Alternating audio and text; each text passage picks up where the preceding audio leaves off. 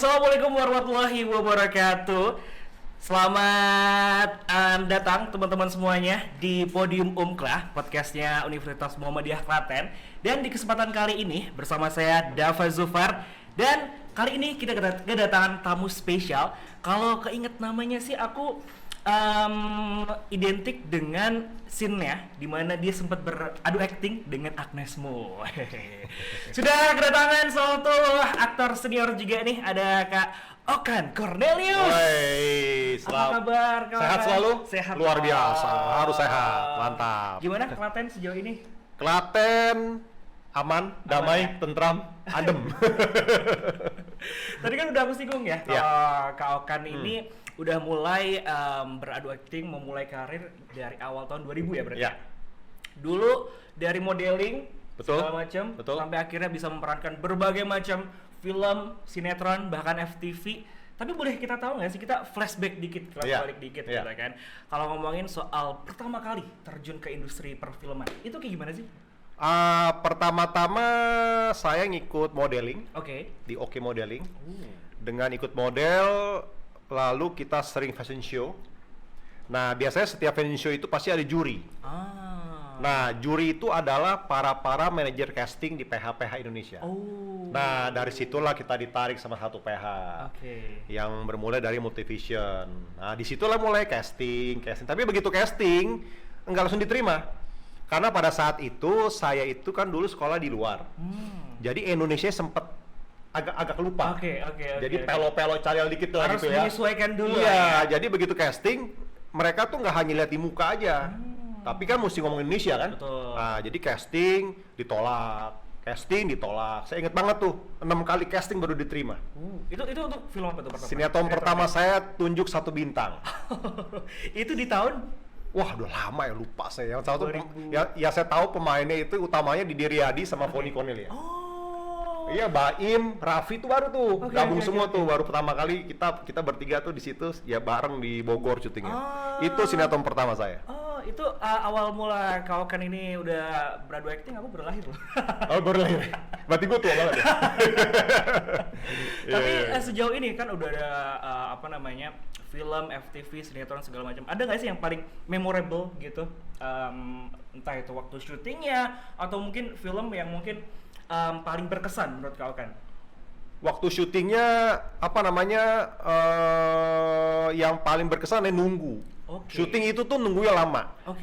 Nunggu lama, harus sabar, tapi dengan waktu berjalan sudah terbiasa gitu loh. Dan enaknya kalau syuting itu ya kan karakter beda-beda. Jadi kita bisa mengeksplor karakter kita, ada yang antagonis, ada yang lucu, ada yang jahat, ada yang baik, ada tertindas. Jadi ya itulah pengalaman syuting kita, dan ternyata baru sadar, jadi pemain film tuh nggak gampang. Kita biasa nonton di bioskop film 1,5 jam enak nontonnya. Pembuatannya lama. Bisa berbulan-bulan. Iya, kalau sinetron Hollywood mungkin sampai setahun mungkin ya. Tapi kalau di kita kan kalau ada stripping model ini ya, syuting hari ini tayang hari ini, kadang-kadang tayang besoknya, jadi cepet banget pergerakannya. Harus bener-bener dikejar-kejar terus gitu ya. Iya. Tapi sampai sekarang masih mengikuti dunia perfilman juga nggak? Apa? Masih mengikuti dunia perfilman nggak? Kayak nonton film yang lagi ngetren mungkin segala macem. Sekarang ini tawaran tetap ada. Tapi karena saya sekarang udah 9 tahun fokus di bisnis ya. Jadi waktu itu emang jadi kendala. Karena kalau syuting sinetron itu waktu itu sangat banyak sekali terbuang. Jadi karena saya orangnya harus fokus dengan apa yang saya jalankan, jadi kalau saya paling FTV yang 3 hari selesai, atau MC 2 jam selesai. Tapi kalau stripping emang kadang-kadang kangen, syuting ini enak banget syuting ya. Cuman tapi kan kita punya tanggung jawab, kita punya satu usaha yang harus kita fokuskan. Dengan begitu ya akhirnya kita tolak gitu. Tapi kadang-kadang kangen juga sih. Tapi dengan umur berjalan ya, stamina juga berkurang ya. Jadi kadang-kadang syuting sampai subuh-subuh itu capek. Tapi ya itu yang dikangenin juga ya. Kadang-kadang kangen syuting.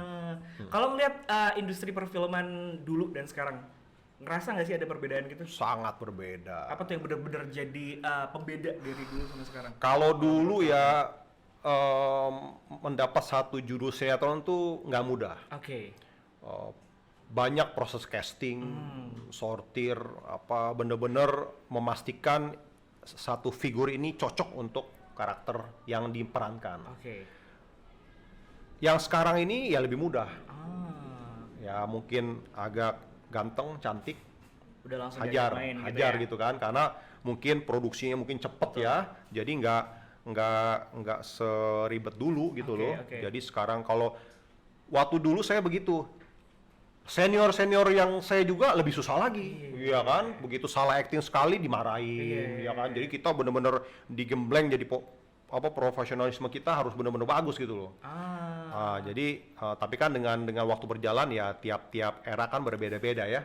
Tapi waktu itu masa-masa saya syuting itu sempat ada dimarahin, sempat ada apa. Jadi kita benar-benar diharuskan untuk ya benar-benar harus benar gitu syutingnya. Gitu. Dan kalau sekarang tuh asal followers banyak gitu diajak main. Kalau sekarang kan tren beda. Yang follower banyak itu yang dibutuhkan supaya orang nontonnya banyak. Nah, makanya jadi sekarang ada selebgram. Nah, itu dia. YouTuber dulu kan nggak ada. Dulu tuh kok artis berarti pernah main film atau sinetron. Nah, sekarang selebgram belum tentu artis. Tapi sekarang kadang-kadang selebgram lebih kaya daripada artis. Jadi eranya sudah beda. Betul. Tapi karena sekarang kan ini lagi ada di Universitas Muhammadiyah Klaten ya. Kalau ngomongin soal pendidikan, kau kan ini menempuh pendidikan dari SD sampai remaja di Kanada. Betul ya, sampai akhirnya kuliah di Malaysia juga. Betul. Kalau ngomongin soal pendidikan gitu kan, ada nggak sih yang menurut Kawakan ini benar-benar jadi pembeda utama waktu kuliah di luar sama ngelihat mahasiswa-mahasiswi di Indonesia sama di UMKA ini? Ya sebenarnya kalau pendidikan di luar di sini sama aja semua, tapi yang membedakan adalah satu orang yang pernah berduduk di sekolah sama yang tidak itu beda. Karena pendidikan itu ada modal utama kita dalam bekerja, dalam sosialisasi, dalam berbaur kepada masyarakat, karena etika kita, cara berbicara kita, cara berpikir kita itu menentukan semuanya. Jadi dengan kita menjalankan program pendidikan dari SD sampai kuliah sampai selesai, itu menunjang kita ke masa depan. Jadi sangat penting sekali karena ilmu ini unlimited. Ya, jadi kalau misalnya orang kelihatan pernah sekolah atau tidak pernah sekolah itu kelihatan dari cara kita berbicara, cara kita berpikir, mengambil keputusan, menghargai sama orang, itu beda. Ini buat teman-teman juga nih jangan sampai kelewatan karena kalau mau pendidikan yang bagus di UMKLA dong. Harus, salah satunya keluar UMKLA ya, luar biasa, mantap. Terus juga sampai akhirnya saat ini Kawakan ini juga sudah menempuh bisnis ya, menjadi seorang entrepreneur gitu kan. Bisa diceritain nggak sih awal mulanya? Perpindahan dari mulai aktor yang awalnya fokus main film jadi aktor segala macam sampai akhirnya beralih fokus. Sebenarnya saya dulu menyadari dunia entertainment itu tidak bisa dijadikan sebagai pekerjaan utama. Karena itu ada waktunya ya, ada waktunya. Tapi emang didikan kita bisnis, sekolah kita bisnis, orang tua kita pengusaha, jadi emang darah usaha kita kental banget. Jadi saya lebih memilih menjadi pengusaha dengan pemasukan yang stabil daripada menjadi power figure yang penghasilannya tinggi tapi bisa jatuh tiba-tiba. Saya lebih mending stabil, tenang hidupnya. Tapi kalau kita jadi pengusaha, apa yang membedakan? Pengusaha itu apa? Kita bisa mempekerjakan orang banyak. Iya kan, UMKM, bisa menarik warga-warga sekitar, ya kan? Bisa terus berkarya. Jadi itu banyak perbedaannya. Kalau misalnya kita di dunia hiburan kan ya kita sendiri. Ya kan? Kalau ini kan bisa kita legasikan, bisa kita teruskan ke anak kita, ke saudara kita, ya kan? Kadang-kadang ada teman-teman kan, gue belum ada kerjaan nih, gue ada lowongan kerja gak? Ada apa jadi apa? Jadi kita bisa bantu.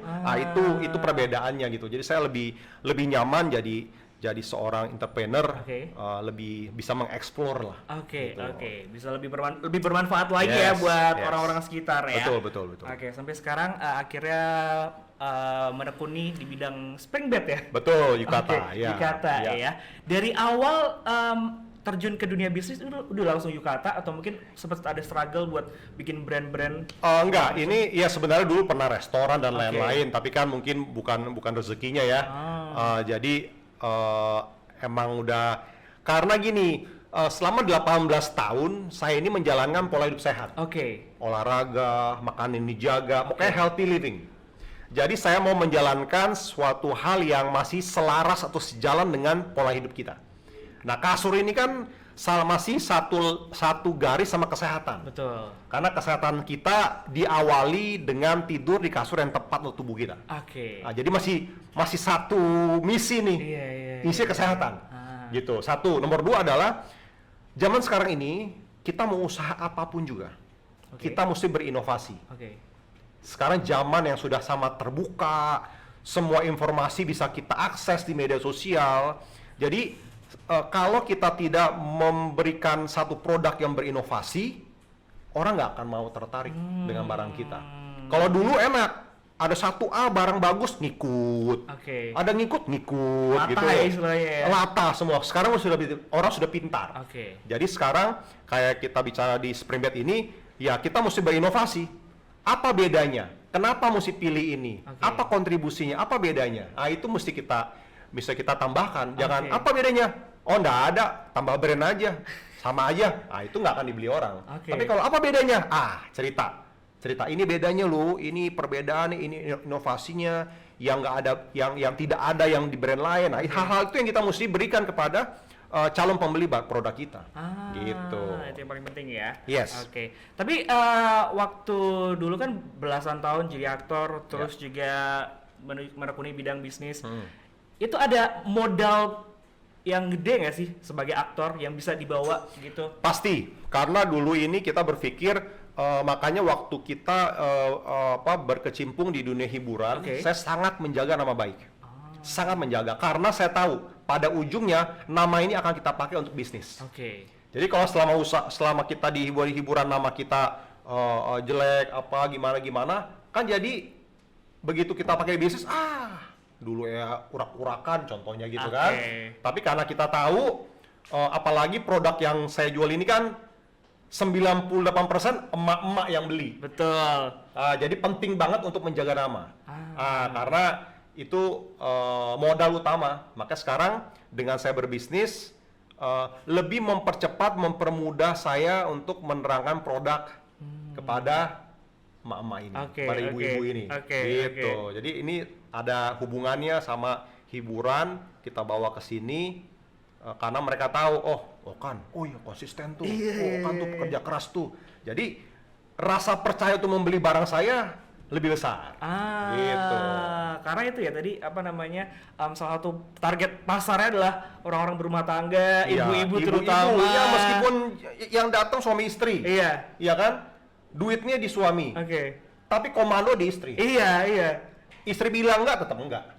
Enggak jadi itu barang kan? Jadi ini ibu-ibu kunci dari semuanya. Itu dia. Menteri Keuangannya ibu-ibu. Gitu. Jadi kita harus memastikan kalau calon pembeli ini nyaman sama produk kita. Ada nggak sih tips buat teman-teman yang mau mulai bisnis? Ada. Tipsnya adalah menjadi entrepreneurship di zaman yang sama canggih ini, ada beberapa hal yang harus kita pikirkan. Satu adalah niat. Mau bersaing. Mau memulai dari bawah. Dan harus berpikir menjadi seorang entrepreneurship tidak harus mempunyai modal yang besar, tetapi punya niat, connection, dan waktu yang mau didedikasikan untuk dalam usaha itu. Gitu. Jangan takut nih buat teman-teman yang pengen memulai usahanya nih. Tadi kita udah ngobrol-ngobrol, kita main games kali ini ya. Games apa nih? Judulnya adalah This or That. Nanti aku bakal kasih 2 pilihan. Nanti kau kan tinggal pilih aja salah satu. Siap ya? Perasaan nggak enak nih soalnya nih. Pertanyaan pertama. Pilih main film atau jadi entrepreneur? Entrepreneur. Kenapa tuh? Karena saya lebih nyaman di entrepreneurship. Oke. Jadi entrepreneur ya. Yes. Pertanyaan selanjutnya adalah main film atau sinetron? Sekarang film. Film ya? Film. Karena mungkin lebih menguntungkan. Bukan menguntungkan. Kalau udah seperti saya ini, kalau di film kita lebih bisa mengeksplor apa yang kita mau, karena sinetron kan kita sudah sering sinetron ya. Tapi kalau film itu satu film tapi kita bisa benar-benar memberikan yang terbaik untuk produk itu. Ya kan, kalau sinetron anak muda aja lah. Kita ini yang sudah mau expired mau film aja. Dan kalau sinetron kan stripping kan, lama kan. Ya kalau film kan mungkin sebulan 2 bulan, tapi tiap hari detailing gitu. Jadi itu bedanya. Next question. Yes. Tokoh antagonis atau protagonis? Antagonis atau protagonis, sebenarnya 80% saya selalu antagonis. Nggak tahu kenapa ya. Ini tapi mungkin masa kecilnya nontonin Kawakan pasti tahu nih ya. Iya, tapi nggak tahu kenapa setelah saya syuting sama Agnes Monica yang paling muda itu, saya lebih nyaman di drama komedi. Jadi kan lucu, mukanya serius, tapi begitu main komedi. Jangan udah hidupannya udah serius, mainnya serius kan udah nggak keren kan? Ini mah sama aja. Cuman kalau tiba-tiba ngelucu kan jadi hal baru kan? Saya lebih nyaman, makanya saya punya impian nanti syuting kalau film, kalau drama komedi saya mau. Tapi kalau suruh antagonis saya sudah capek. Lebih challenging juga ya? Iya, waktu yang sama Titi Kamal yang Muslimah kan hampir setahun itu marah-marah. Pusing pala kita. Pertanyaan selanjutnya. Pilih nonton di bioskop atau nonton di rumah? Nonton di rumah. Lebih nyaman ya? Saya lebih nyaman nonton di rumah. Berarti nonton di OTT segala macam. Ya, karena bisa nonton di rumah tuh sambil nge-gym. Sebelah dumbbell, jadi nonton angkat-angkat beban, nggak berasa tuh olahraga jadi kan. Jadi saya lebih nyaman. Saya orangnya orang rumah. Saya lebih menghabiskan waktu tuh di rumah.